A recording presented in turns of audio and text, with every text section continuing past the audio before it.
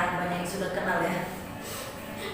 Oke, hari ini saya sendiri, tidak ditemani seperti biasa anak-anak atau rekan-rekan guru, dikarenakan saya mau sharing nih, Bapak Ibu, bukan mau ngajarin ya, tapi sharing. Beranjak dari pengalaman selama pandemi ini gitu.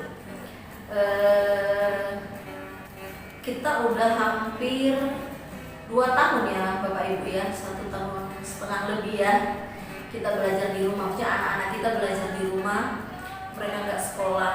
Nah sekarang pemerintah memberikan kita izin ya untuk melaksanakan tatap muka terbatas gitu. Jadi kalau anak SD itu maksimal 20 anak satu kelas atau 15, anak TK itu 15 orang, 5 orang per kelas gitu, dengan memenuhi protokol ya kan. Jadi jarak 1,5 meter itu pun waktu yang kita atau waktu yang diizinkan oleh pemerintah itu terbatas juga. Nah karena kita sekolah swasta, beberapa orang tua sudah mulai mendaftarkan anak-anaknya ya untuk mereka nanti masuk. Ada yang masuk di Januari, ada yang masuk di Juli nanti. Mereka sudah mulai mendaftarkan anak-anak mereka. Nah, kata-kata yang hampir semua ya, mereka yang mendaftar itu atau mereka yang bertanya tentang sekolah selalu mengatakan begini, oh anak saya sudah les kok, anak saya sudah bisa menulis dan membaca kok gitu kan. Terus saya bilang sama mereka bahwa sebenarnya belajar menulis dan membaca itu tidak sulit. Saya jadi guru 12 tahun, paling lama ya, yang penting aspek yang lain itu sudah tercapai, itu paling lama 3 bulan anak sudah lancar membaca. Kalau mereka yang sudah melampaui, saya pernah mengajari anak 3 minggu bisa baca, karena aspek-aspek yang lain, motoriknya, sosialnya itu sudah terpenuhi. Jadi itu mudah. Maksudnya begini Bapak Ibu, sekolah itu tidak berbicara atau anak-anak itu tidak berbicara target membaca dan menulis.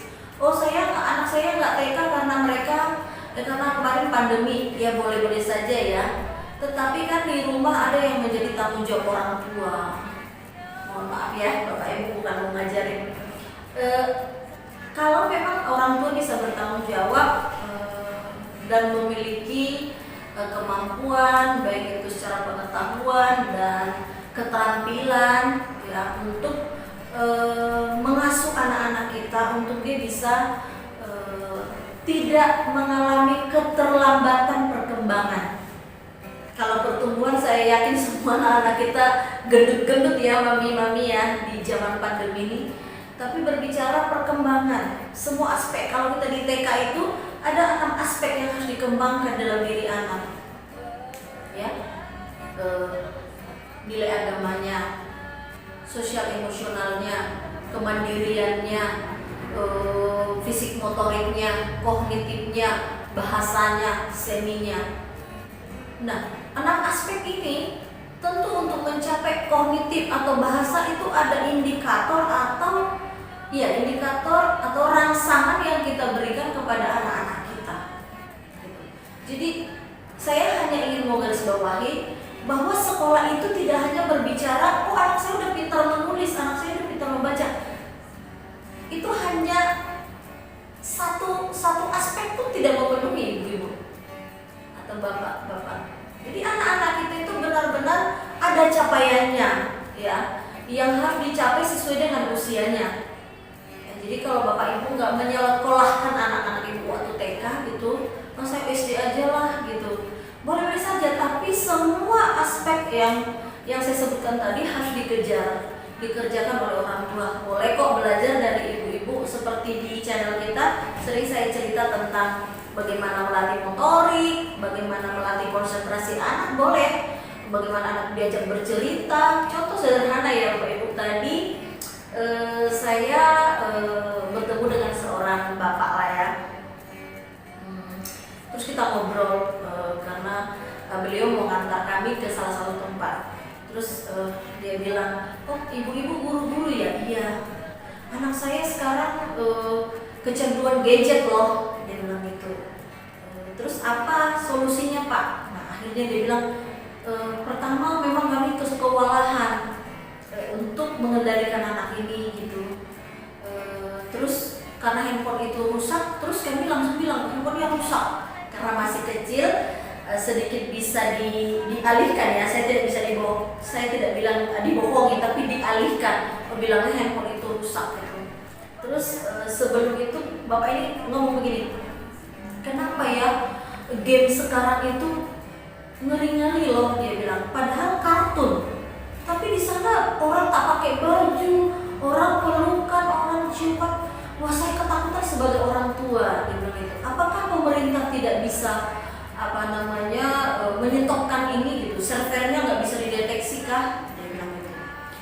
Terus saya ngomong ke bapak ini, karena saya lihat bapak ini open minded ya, jangan pernah semuanya diserahkan kepada pemerintah karena pemerintah itu terbatas ya, hanya Tuhan yang tidak terbatas bapak ibu ya kan, pemerintah terbatas. Nah tugas kita sebenarnya sebagai orang tua ya, kita benar-benar melihat anak kita mengejar ketertinggalannya. Kita bekerja, apalagi di masa pandemi ini nggak boleh lagi orang tua udahlah udah tatap muka terbatas kok nih, serahkan aja ke sekolah. Bapak ibu, kita cuma 2,5 jam loh, nggak bisa. Jadi benar-benar orang tua, kami mengharapkan semua orang tua bisa mengambil bagian untuk anak-anak kita bisa tidak ketinggalan ya, tidak ketinggalan aspek perkembangannya sesuai dengan usianya.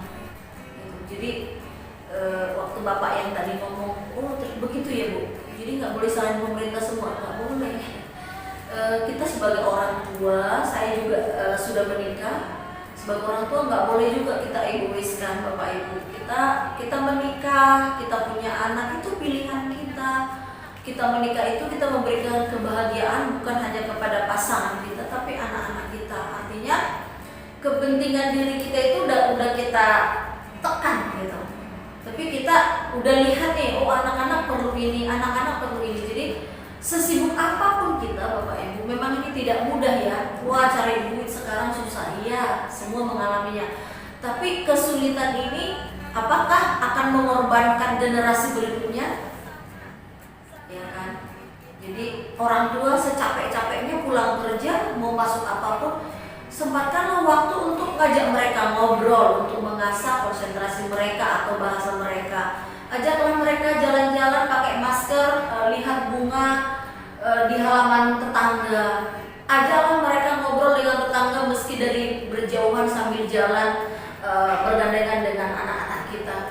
Jadi memang secara fisik kita capek mencari uang, tapi anak-anak kita bukan hanya butuh uang, mereka juga butuh rangsangan sebagai orang tua terhadap mereka, supaya sosial mereka, bahasa mereka, kognitif mereka itu bisa berkembang gitu. Jadi sekali lagi saya bukan mau mengajarin bapak ibu, tetapi ayo kita bersama-sama bapak ibu, jangan pernah kita memberikan tugas untuk supaya anak kita ini bisa perkembangannya secara kognitif, bahasa dan segala macam itu bisa berkembang, bisa bagus, diserahkan semua kepada orang lain, kepada sekolah, enggak bapak ibu. Tapi benar-benar peran orang tua, apalagi di pandemi ini, peran orang tua sangat penting karena mereka lebih banyak waktu di rumah sekarang. Jadi mohon bapak ibu meluangkan waktu untuk bersama-sama dengan anak-anak kita, supaya mereka tidak ketinggalan jauh gitu. Kalau saya bilang tidak tertinggal, pasti ada yang tertinggal. Contoh kecil sekarang kita sudah mulai tatap muka terbatas. Beberapa anak kita itu kurang itunya, keberaniannya. Kalau dulu berani, sebelum pandemi berani. Sekarang kurang keberaniannya. Kita suruh misalnya ke depan gitu, oh dia gugup gitu. Nah, lagi-lagi karena kan di rumah sekian lama gitu, jadi itu berimbas kepada mental anak. Nah, dari sekarang semua orang tua, semua guru juga, kami juga guru-guru sedang bekerja keras untuk mengejar ketertinggalan anak-anak kita, supaya generasi kita ini bukan generasi yang jauh ketinggalannya, tapi mereka bisa mengejar ya setidak-tidaknya ketertinggalan selama 1,5 tahun ini kita bisa kerjakan sama-sama dengan orang tua, pihak sekolah, siapa lagi sekitar kita, semua kita mengambil peran sehingga anak-anak ini bisa bertumbuh dengan baik. Oke, Bapak Ibu, jadi tetap semangat sebagai orang tua. Ya, tetap semangat Bapak Ibu.